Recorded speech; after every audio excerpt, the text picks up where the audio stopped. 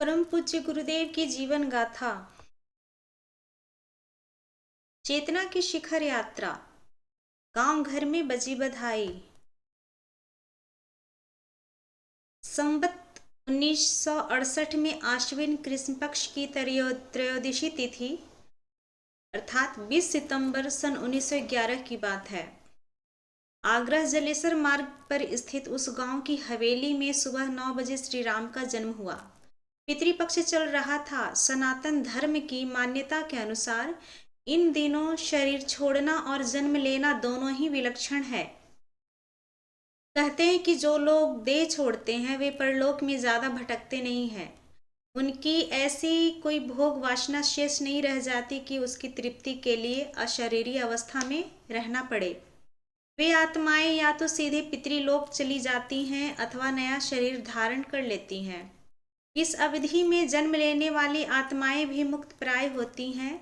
उनकी एकाध सूक्ष्म वासना शेष रहती है जिसे पूरा करने के लिए वे शरीर में आती हैं। यह भी कि पितृपक्ष में जन्म लेने वाले लोग उसी वंश परंपरा के कोई मेधावी पूर्वज होते हैं।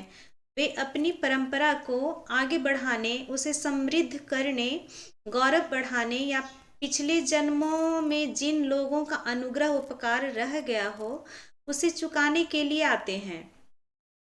पितृपक्ष जन्म कुंडली और जन्म लेने से पहले होने वाली घटनाओं के आधार पर आंवलखेड़ा के पंडितों ने भी कहा कि रूप किशोर जी के यहाँ योगी यति आत्मा प्रकट हुई है। 55 वर्ष की उम्र में उनका सौभाग्य उदित हुआ है।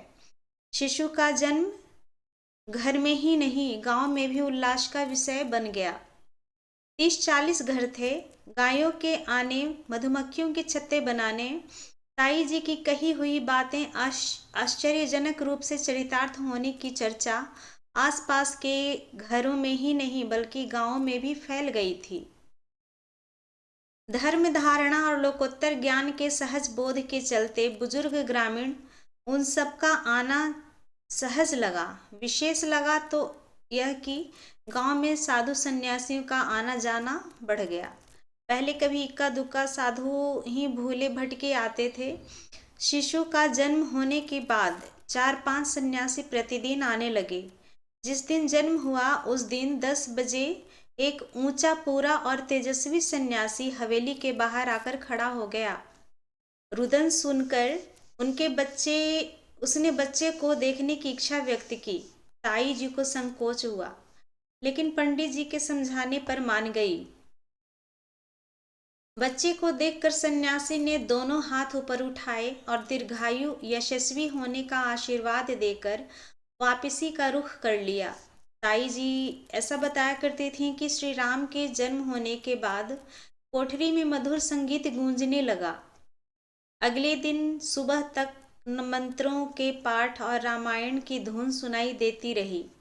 ताई जी की आंतरिक स्थिति के कारण यह भी अनुभव हो सकता है, लेकिन सन्यासियों के आने जाने से उन्हें परेशान होते हुए कई लोगों ने देखा था। साधु महात्माओं को घर के दरवाजे पर आकर ठिठक जाने और बिना कुछ बोले चुपचाप खड़े रहने से भी वे थोड़े परेशान हुए। उन्हें भेंट पूजा दी जाती तो वे मना कर देते। सौरी घर की ओर टकटकी लगाकर देखते रहते। बच्चे के रोने की आवाज सुनकर वे चले जाते।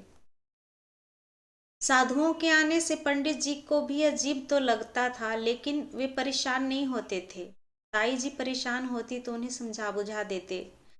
बालक अर्थात परम पूज्य गुरुदेव 16-17 दिन के हुए थे। सूतक निवारण के बाद नामकरण संस्कार की व्यवस्था की गई। उस दिन एक विलक्षण घटना घटी जिससे ताई जी के साथ पंडित जी भी थोड़े विचलित हुए। संस्कार के लिए विजयादशमी का दिन चुना गया था। गांव में रामलीला या रावण दहन जैसे कार्यक्रम नहीं होते थे। घरों में नवाहन परायण बिठा लिया जाता था। सप्तशती का प्रचलन भी था, लेकिन ज्यादातर लोग रामचरितमानस का ही पाठ करते थे। बच्चे का जन्म होने के कारण घर में सूतक मनाया गया। संध्या वंदन और पूजा पाठ के नियम कर्म तो यथावत जारी रहे, लेकिन नवरात्रि की जो विशेष पूजा होती थी वह नहीं हुई। नौवीं के दिन सूतक निवारण हुआ। उसी दिन रामचरितमानस का अखंड पाठ रख लिया गया। अगले दिन पूर्णाहुति, यज्ञ और यज्ञ के साथ नामकरण संस्कार भी हुआ।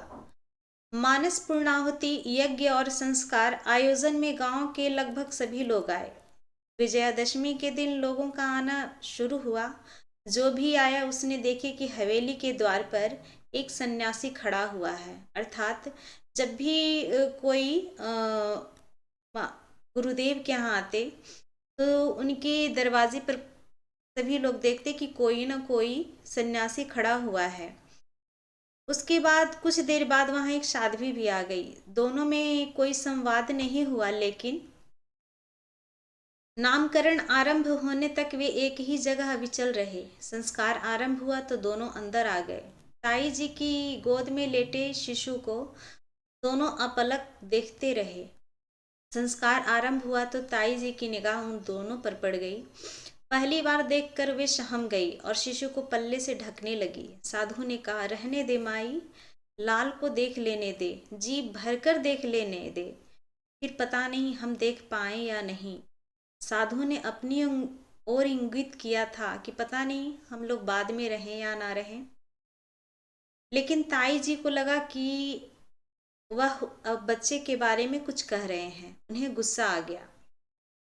वे वेदी से उठीं और साधु को डपटने लगी। साध्वी को आड़े हाथों लिया। दोनों सफाई देते रहे, लेकिन ताई जी का गुस्सा सिमटने में ही नहीं आ रहा था।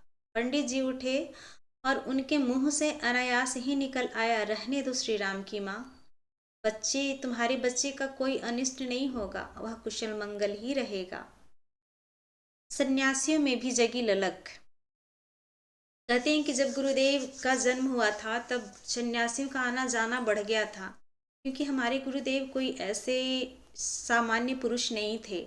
वे हिमालय की एक सिद्ध आत्मा थी जिनका काम इस धरती पर रह गया था। वे उसे पूरा करने के लिए आए थे, लेकिन उनके जन्म के बाद सन्यासियों का भी, साधु संतों का भी, दिव्यात्माओं का भी आना जाना लगा रहा।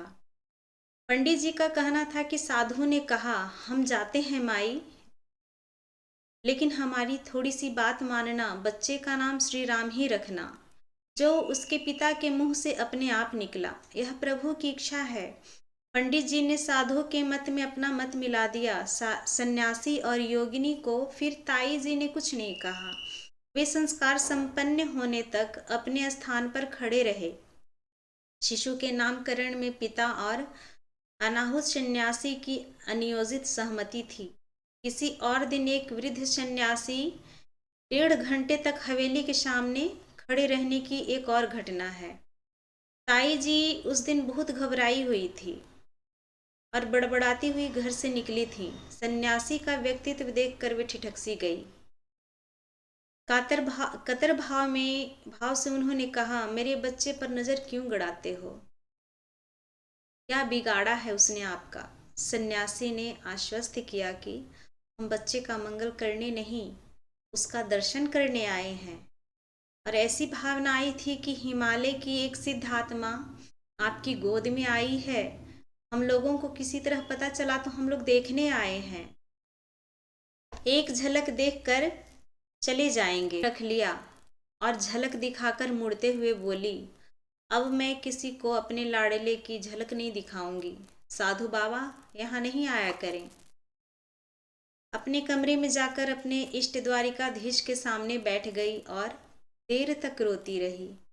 हिमालय की आत्मा, सन्यासी, सिद्ध पुरुष, दर्शन और इसी तरह के संबोधनों ने माँ को व्यथित कर दिया, ताकि उनका बेटा आगे चलकर कहीं बिछुड़ न जाए। माँ ने अपने इष्ट से यही मांगा होगा कि उनका शिशु हमेशा उसके पास रहे, कभी उससे दूर नहीं हो। भक्त ने भगवान से क्या मांगा, यह दोनों का निजी संवाद है। बहरहाल उस घटना के बाद परिवार में साधु सन्यासियों का आना और सुखद किंतु विलक्षण स्थितियां बनना बंद हो गया।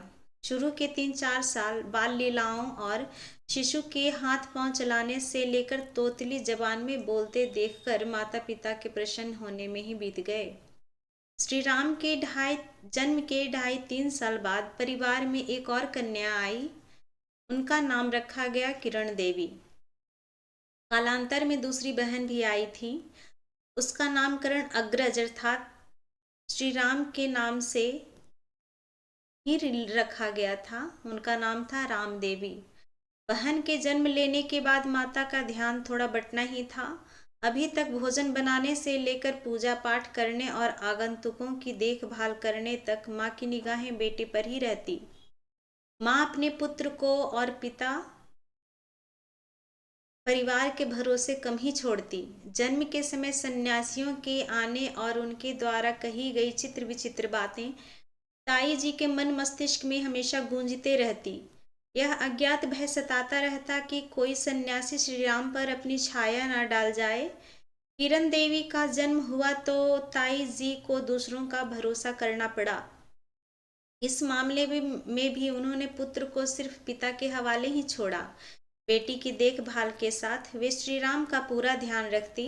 पंडित जी घर पर नहीं होते तो पुत्र को नवजात कन्या के साथ ही सुलाती। पिता बाहर से आते तब उसकी छत्र छाया में थोड़ी ढील देती। शेष वीडियो आगे जारी रहेगा, इसी तरह से आप लोग देखते रहें। धन्यवाद।